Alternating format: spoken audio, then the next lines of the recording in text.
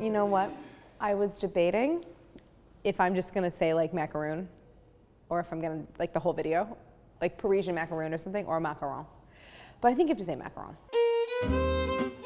Hi everyone, I'm Claire Saffitz. I'm so excited to be in the NYT Cooking studio for another episode of Try This at Home. Today we are tackling one of the most finicky confections in all of baking, French macarons.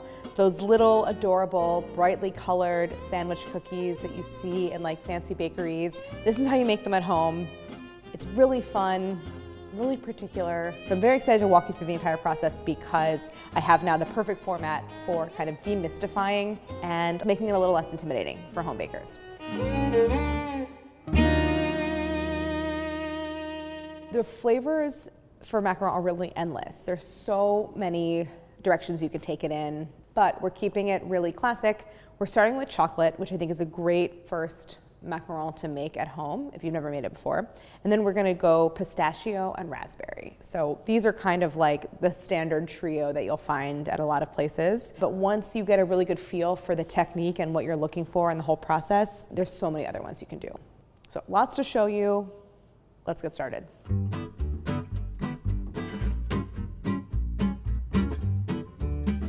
I like to use a stand mixer for this. You can absolutely use a hand mixer.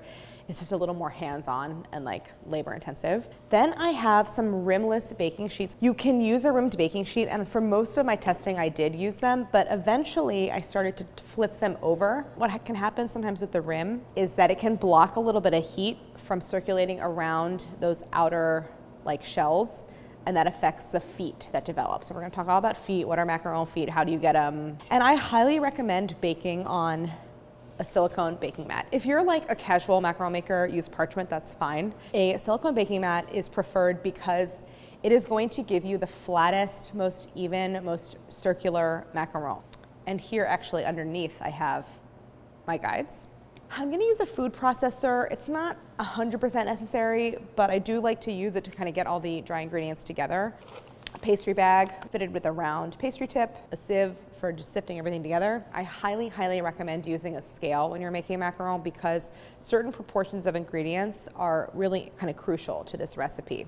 Very straightforward though, some powdered sugar, granulated egg whites, which have been weighed out, cocoa powder, because as I said, we're making chocolate, some granulated sugar, and then importantly, I have here some almond flour, and this is super fine.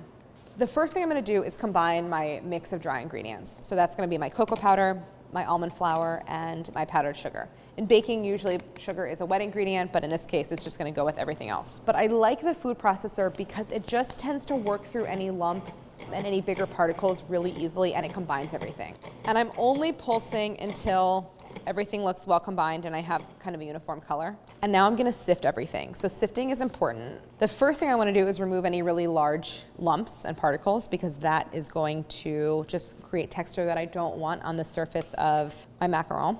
And I just want everything to be really, really evenly incorporated. It's important that you have a very, very uniform batter. And so I'm just working over a piece of parchment. So I have some of these big, more pebbly pieces left in the sieve, as you can see. That's just something you can press through. And go ahead and discard any larger bits. That's just generally like bigger pieces of almond flour. I'm done with the food processor for now, and now we're gonna go on to mixing up our macaron batter. So the first step is to make a meringue. For most macaron, you wanna whip a very, very firm meringue. So that is going to give the batter some structure to hold its shape, which it needs to do. I am making what's called a French meringue, which is just very simply adding some granulated sugar to egg whites as you whip them. Generally speaking, you wanna work with room temp egg whites because those are gonna whip more stably. This recipe uses 3 egg whites, but more important than the number of egg whites is the weight, so it's 90 grams. Then I'm gonna add a half a teaspoon of salt. So I'm gonna start to whip this. And when you're making meringue, this is why it's useful to have a stand mixer for this, is it's really best, and you'll get that sort of more stable meringue if you whip them relatively slowly. And at this stage, it's just to break up some of those egg whites. Now you might see some recipes that have you just add the sugar right at the beginning, and that's actually fine, but you don't want to wait too long to add the sugar either because you'll start to make really big air bubbles, and big air bubbles are kind of like the enemy of macaron batter. I'm going to wait until I see it get a little bit white and frothy, which it's doing right now. And I'm gonna turn up the speed a little bit and then start to add my sugar. So we're doing this mix of granulated sugar and then powdered sugar. I like to add maybe a slightly higher proportion of granulated sugar than you might see in other recipes because, again, it's gonna help create that egg white stability.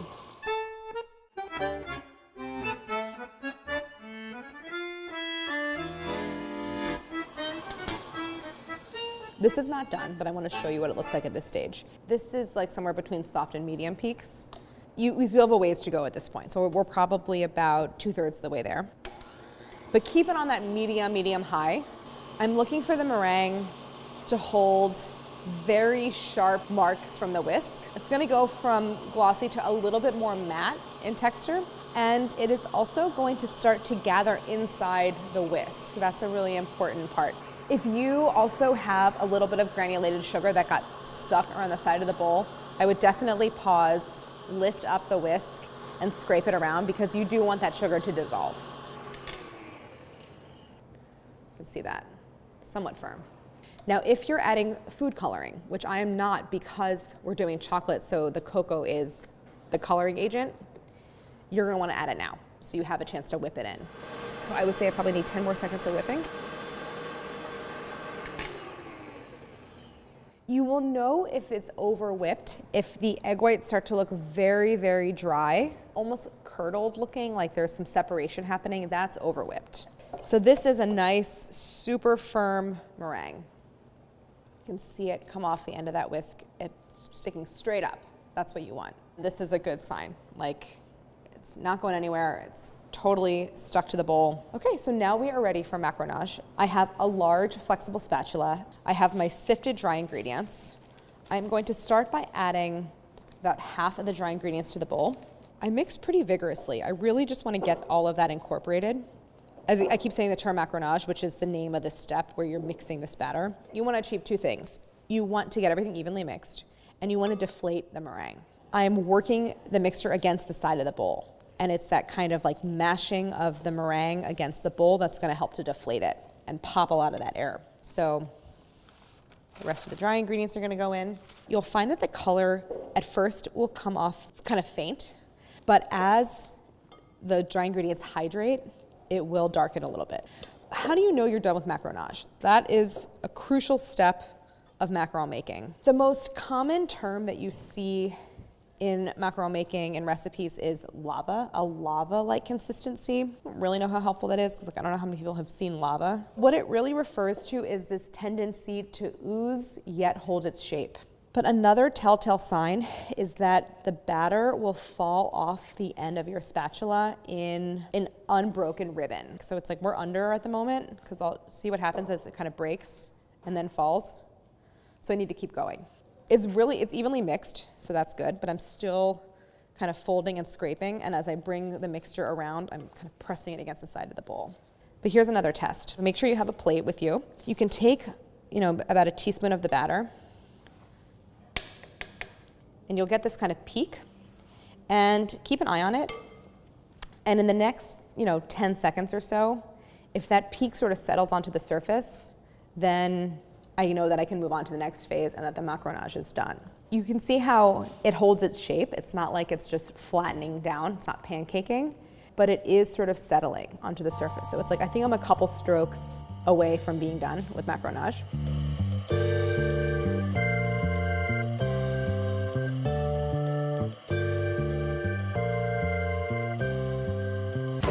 I have my piping bag. Maybe this is like a 3/8 inch round tip. I folded the sides down. I like to actually flip the tip upwards like this, I don't know if you can see, and then put it into a tall, this is a quart-sized container, because the batter is fairly fluid, so if the tip were like upright, it would kind of start to ooze out. So I just do that to make a little bit of a stopper. So here I have my rim baking sheet and I have my silicone baking mat. Underneath of it, I have a piece of parchment though where I traced 1 1/4 inch circles with a permanent marker. Try not to form large air pockets as you do this, so that's why I took the time to kind of fold down the sides of the pastry bag. I have a kitchen towel right here, which I'll tell you why I have that. Actually, I'm gonna put it underneath. And then I have some toothpick, which I'll explain why. Lift out the bag. I like to gather it right where the batter stops and start to twist. So twisting is gonna help force it up into the end of that tip. And now I'm gonna start piping. What you wanna do is you wanna pipe directly perpendicular and not at an angle. Piping at an angle can lead to some issues later on, like uneven baking. We'll talk about that. And squeeze gently until you filled the whole circle. So this is what it looks like. So even pressure till it's filled, and then I do like a little flick of the pastry bag to break the batter so I can move on to the next one. So again, piping straight downward. The batter will continue to settle and then spread a little bit in the oven. So the final macaron will be a little bit larger in diameter than the circles I have drawn. So you'll see that I get a little bit of a point when piping, but after 10 seconds or so, it starts to settle down. So that's what you're looking for. I have 3 rows of 5, and then in between the rows, 2 rows of 4.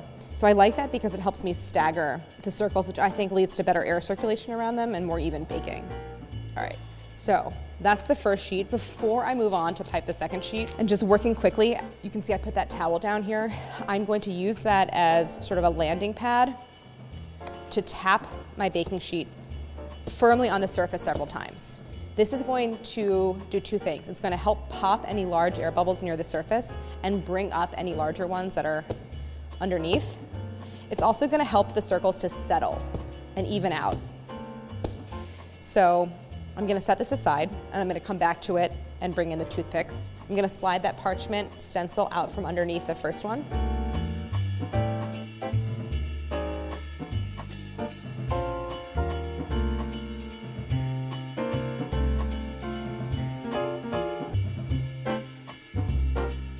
Now what I then do is I take my toothpick, you can use a cake tester, anything that's like a little skewer, and I go in and I pop any really large bubbles that are underneath the surface. And you can see that there's the little hole in it. And then once they've already been drying for a little bit, sometimes they don't always fill back in, so I'll use the toothpick to like fill in that hole. And if there's any other little pock marks left by burst bubbles, I can fill those in as well. Obviously, I love this part. I think I was making the mistake early on in the testing of just like going crazy with it, popping air bubbles. There are air bubbles in here. That's kind of the whole point. You know, it's meringue. You just don't want anything that's really, really big that's going to expand too quickly in the oven and possibly crack the shells. What you don't want to do is spend so long popping bubbles that they start to set and you're creating like more surface texture than you're solving really by popping them. So I'm gonna go ahead and stop. This next step is particularly important. I want to emphasize this is letting them dry basically at room temp. So what we want to do is allow a skin to form. That surface of the meringue is going to dehydrate a little bit and form a skin. And then when they go into the oven, there's still moisture in there that needs to escape. They are going to stick to the baking mat. The surface is going to stay intact because it has already started to dehydrate, and the moisture is going to escape through like the bottom and form this ruffly like little foot, which is the telltale sign of a properly made macaron. If you were to sort of insufficiently dry them out, the moisture will end up escaping through the surface of the meringue rather than the bottom, and you get like a domed, cracked macaron that doesn't have a foot. Set these aside, preheat the oven. We'll come back in a little bit and do a test, a skin test. So after the better part of an hour resting, these are ready to go. I went ahead and touched that little test shell that I had on the plate. I had a nice thick skin where a little bit of pressure, it didn't yield. It was nice and firm around the edge. So these are gonna go into the oven, and I'm gonna show you after about 15 minutes of baking, I'm gonna do a little test to see if they're done. So there's this foot formation that happens in the oven, and you have this nice smooth shell and a little ruffled foot around the bottom. What I'm gonna do is I'm gonna grasp the shell, give it a little gentle wiggle, and if it moves around sort of independent of the foot, which remains in place, it needs to bake a little bit longer. When I wiggle it, it just kind of stays put and is like firmly anchored to that foot, then it's done.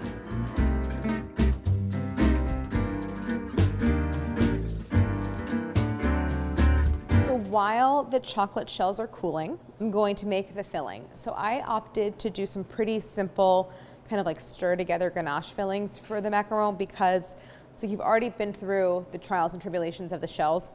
I don't really feel like making a buttercream. So ganache is just a really simple, rich, like easy, intensely flavored filling, perfect for chocolate macaron. So the process is very quick. I have 4 ounces of dark chocolate here. When you're making chocolate ganache, you really don't want to go above like 68% chocolate in terms of like cacao percentage. That percentage has a tendency to break or like separate when you're making the ganache and you get this kind of oily broken mixture, so you don't want that. So I like something in like the 60 to 64% range. And I'm not adding sugar to it because I want a fairly bitter ganache to help offset a little bit of the sweetness from the meringue shells. So 4 ounces, I'm going to finely chop it. It's just kind of broken up. And I'm just chopping it up so that it melts relatively quickly and evenly.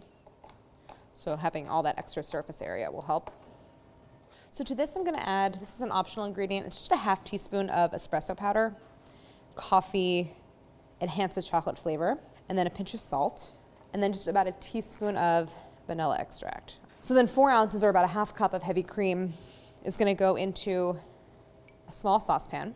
Ganache, it's really simple. We're just going to take that hot cream and pour it over the chocolate. I don't want the cream to boil really vigorously, and I don't want it to be too hot when I pour it over. So I like to take it and I like to swirl it to kind of equalize the temperature everywhere. And it's going to instantly start to melt the chocolate. So I give it a brief stir to make sure the chocolate is submerged, and then I'm going to let this sit for like just about a minute or so the chocolate has a chance to gently melt, and then I'll stir it. And I love the transformation that happens with ganache. It goes from this kind of like liquidy, broken looking mess to this like incredibly lush, glossy, thick chocolate mixture. That is it. That is the filling. You want to just let this sit at room temperature and stir it occasionally, and it's going to kind of set up and like get to that point where the texture sort of holds its shape, and that's when we can start to pipe it and fill the macaron. I let the chocolate shells cool. What is really satisfying and a sign that they're properly baked is that I have this really smooth baked surface that peeled away really easily from the silicone baking mat. I matched them up. Even though I had those stencils, they do come out in different sizes. Often the ones along the edge of the baking sheet come out a little bit bigger and spread out more than the ones in the center, just because of the way that they get tapped on the countertop. You certainly don't want to over bake them, but over baking is preferable to under baking because they are going to hydrate. They're actually going to age or rest in the fridge for about 24 hours. And during that time, the shell kind of pulls hydration and moisture from the filling, and that's how you get that really chewy texture.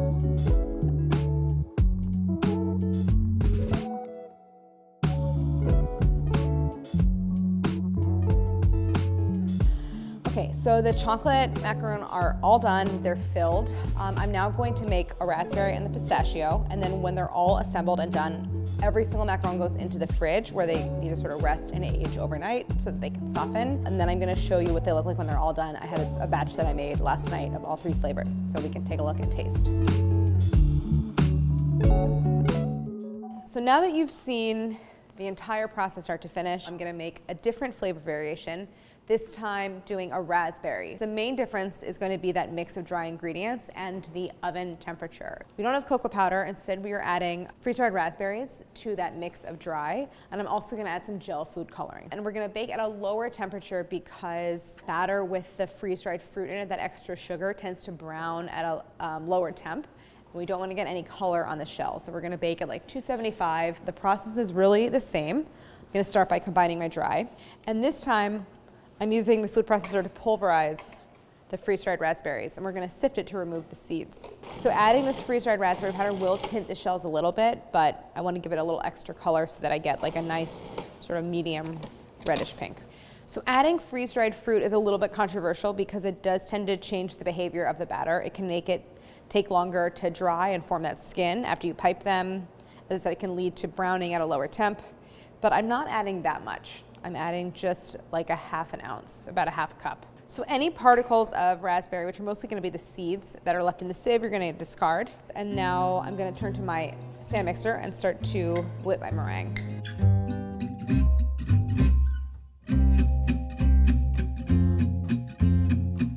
So because we are tinting the shells, I stopped the mixer shy of that like stiffly whipped firm peak stage. So gel food coloring is really important because you do not want to introduce too much moisture into your macaron batter. That can cause all sorts of problems during baking. So gel food coloring or even powdered food coloring is better. I did test it at home with regular food coloring to see if I could get away with it, and it did not work. I was having a good result from a drop of pink and a drop of red. The color kind of starts out really vibrant and will dull a little bit in the oven, so just keep that in mind.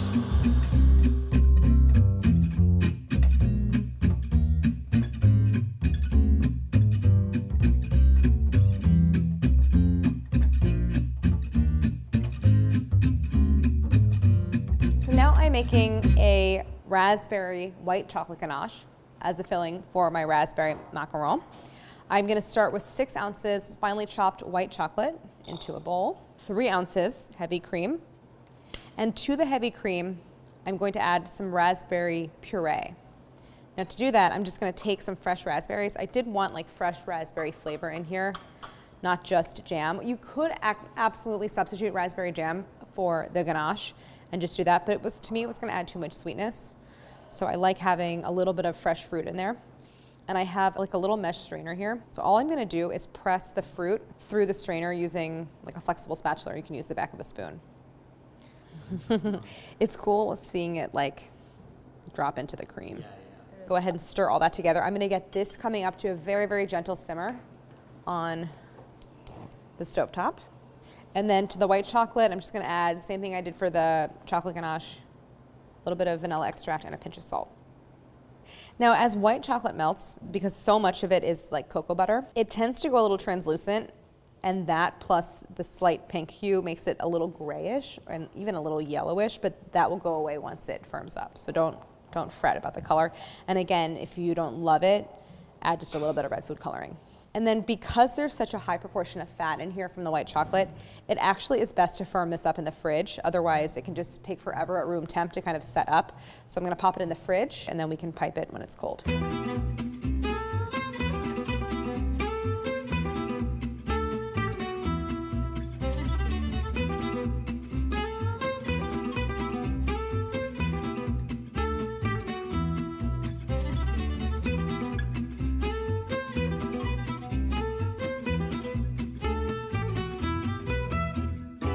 Moving on to our third flavor of macaron, this is going to be pistachio.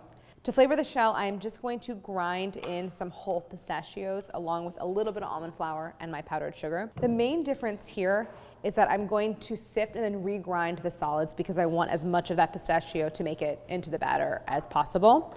And like with the raspberry, I'm going to tint the shell because the ground pistachios only gives it a very, very faint green color. So I have some green gel food coloring here. To add a little bit of extra flavor, I'm gonna bump it up with just a 1/4 teaspoon of almond extract. So other than that, same process again.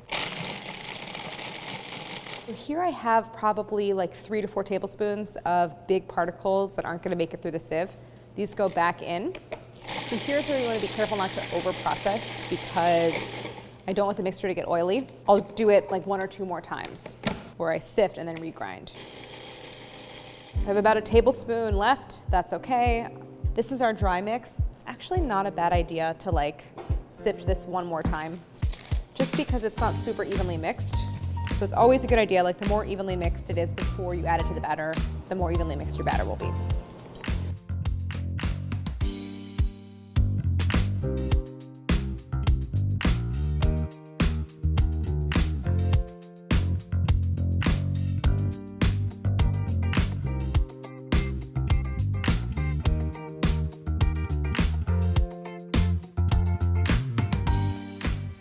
Another indicator for when you have completed that macaronage stage is what is often referred to as figure eight. And it's where you basically have enough batter falling off the spatula in a ribbon that you can make a figure eight inside the bowl, like drag the batter.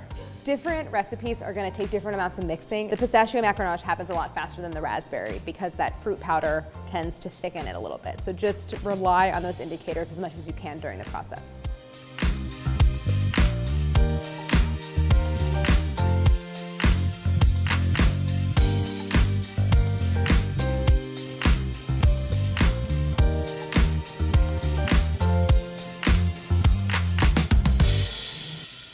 The final filling is a pistachio filling. So I'm not making a ganache, but I am making a pistachio cream.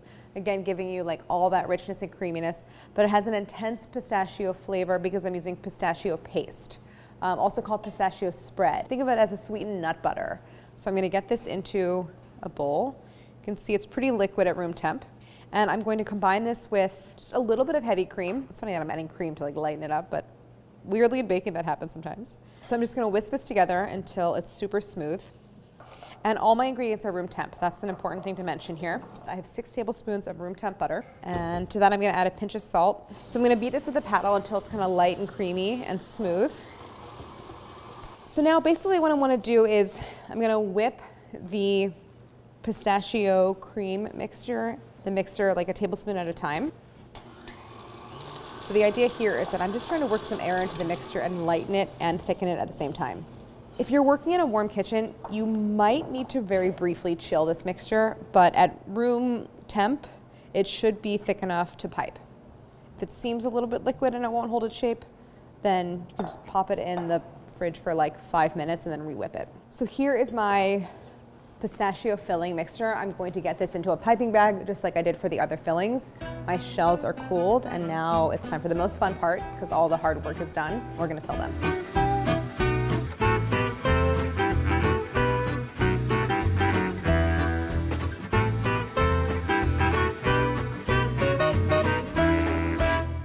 I really wanted to be intentional about including some troubleshooting in this video. The first and most common problem you'll probably have is a domed and cracked shell. This is really, really common. The most common culprit is that you didn't let them dry long enough at room temp before baking. When you let it dry, it forms that skin. The weak spot is actually the perimeter around the base, and that's what forms the foot. But when you don't let it dry long enough, the surface has weak spots and all the air that's trapped in the batter expands up and escapes through the shell and not out the bottom to make the foot. Another common problem is they browned a little bit. Okay, so let's look at the color difference. Here is a properly baked shell. Here is one that got pretty brown. If you've ever made meringue for anything, you'll know that it bakes at a really, really low temp.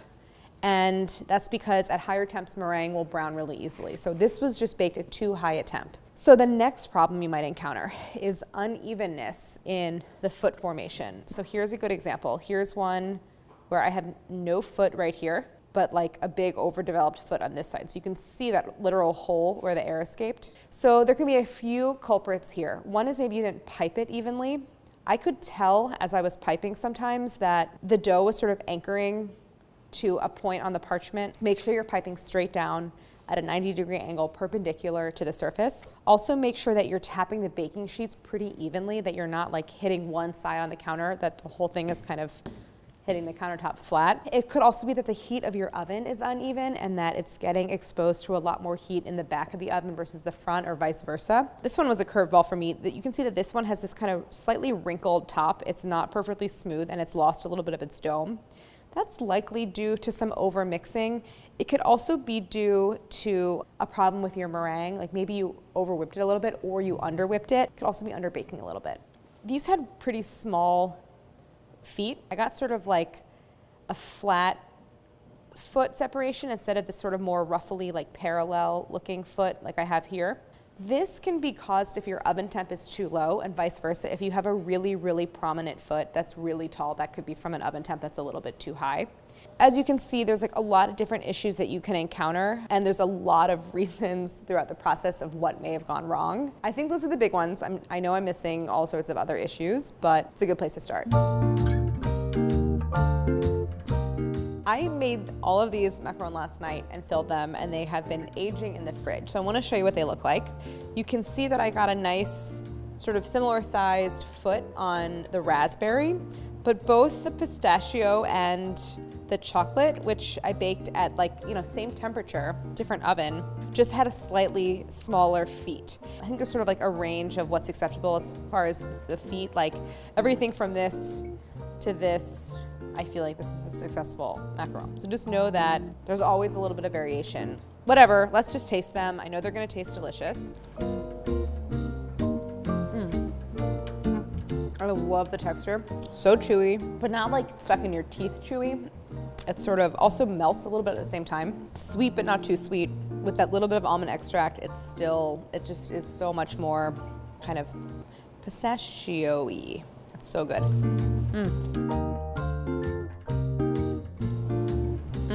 This is what I'm looking for. When you bite into it, you can't really tell where the shell ends and the filling begins. I like to see that kind of blending the shell and the filling. This is to me like a really, really well proportioned macaron. Oh my God. The most satisfying texture. Very pronounced, kind of pure tasting raspberry flavor. Like it really does taste like raspberry. I feel like if you've never had a macaron before and you taste it for the first time, you'll understand why people are so passionate about making them at home and why it's a project people would take on. And I also just want to say that let's say you have a batch where like the foot spreads out or you don't get a foot, they brown, or any number of things happen. Go ahead and still make the sandwiches, make the filling, put them together. They're still gonna taste really good. I think I've set you up for success. If you want to try them at home, I really think you should. They are uniquely delicious. So thank you so much for watching, and we're gonna bring you more episodes, so stay tuned.